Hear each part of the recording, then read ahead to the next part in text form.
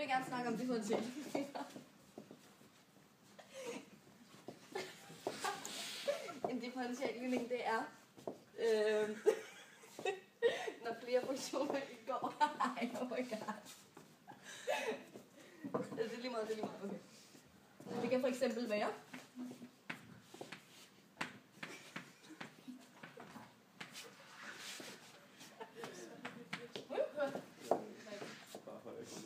når man løser en differentialligning,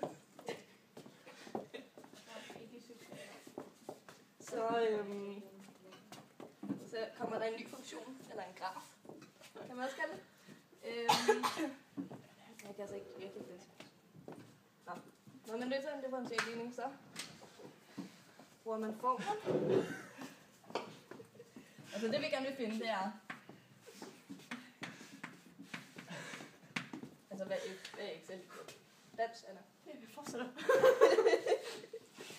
Og til at gøre det, der finder vi, eller der bruger vi formlen. Anna, du er sidste her. Det er skal danse for helvede. Ja, vi bruger den her formel.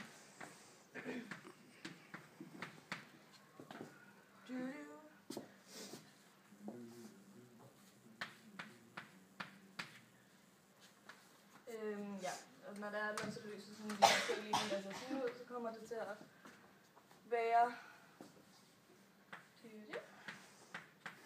Kan man overhovedet se det på videoen?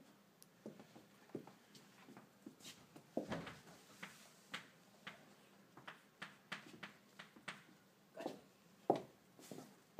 Så hvis det så er, at man gør det med vores funktion, noget, der, så kommer det til at være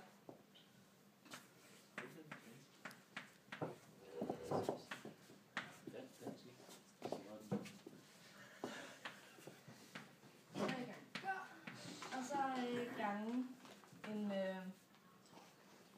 vilkårlig konstant. Ja? Nej. X. Sådan. En vilkårlig konstant.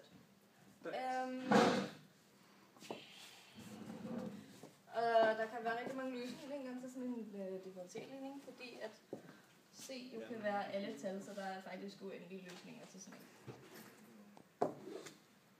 Godt. Nu vil Kasper gerne snakke. Jeg vil gerne fortælle lidt om linjeelementer. Linjeelementer kan være et godt værktøj, når man løser differentialligninger. Ved at tegne forskellige linjeelementer til en given differentialligning, kan man komme frem til et indtryk af løsningskurvens forløb. I det her eksempel vil vi se på differentialligningen f mærke af x er lig x over y. Ved at indsætte nogle forskellige værdier for x og y i den her ligning, kan vi komme frem til nogle forskellige linjeelementer.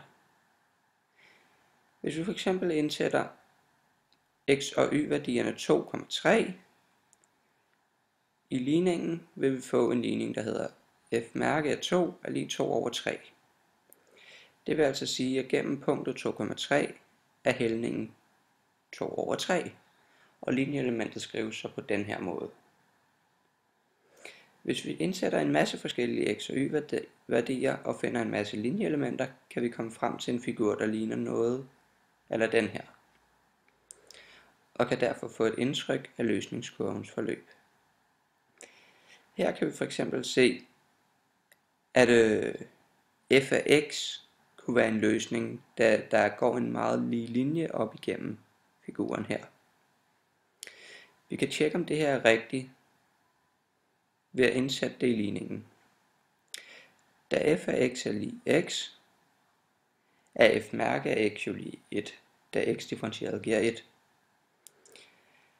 Og da den ligning, vi starter med, jo er x over f af x, eller x over y, så vil vi her få x over x, da f af x jo netop var lige med x. Og x over x er også lige 1, så det passer altså, at f af x lige x er en løsning.